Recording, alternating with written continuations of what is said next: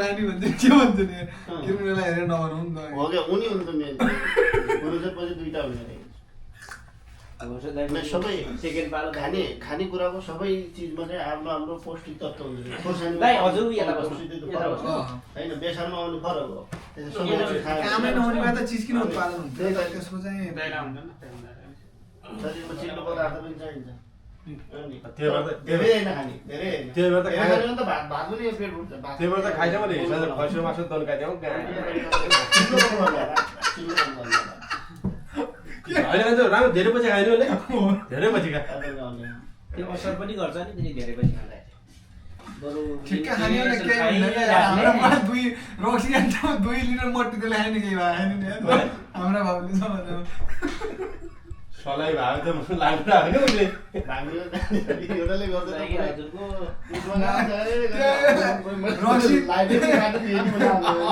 रक्सी भन्दाखेरि क्या त नदिनु भने न गडबड खाइदिनु उदाहरण यति दिएर हाम्रो बाउहरू आमाहरू 10-12 वर्षदेखि ककर खाना लागे आउनु नि उनीहरूलाई केही धपको धपको भन्ने केही हो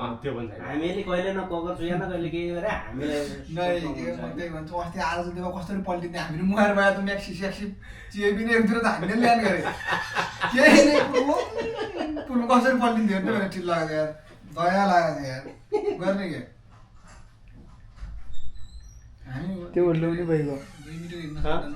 त्यो होल्डाउने बन्द भइसक्यो हुन्न होल्डो गइसक्यो कसरी मिलाइछ ठ्याक्कै आइसक्यो अटोमेटिक मलाई देखेर होला यहाँबाट हिजो टच गर्दाखेरि हालेको हिजो त 30 सेकेन्ड देखाएको थियो अनि सट्टै त नेभर हान्ने हाल्नु भइसक्यो अब त्यो आउने नआउने त अब थाहै छैन फेरि अब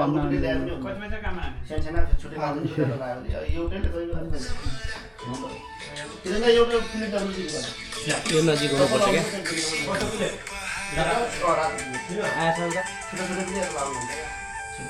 अलि सँगै बसेर चाहिँ आउँछ अलि उतातिर बस्नु सक्छ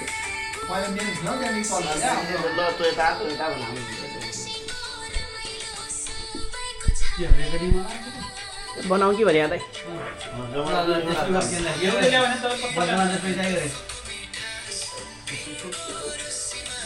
यता जाऊँ न हालेर बाँध जस्तो त अहिले एउटाले यस्तो लाग्छ कहाँ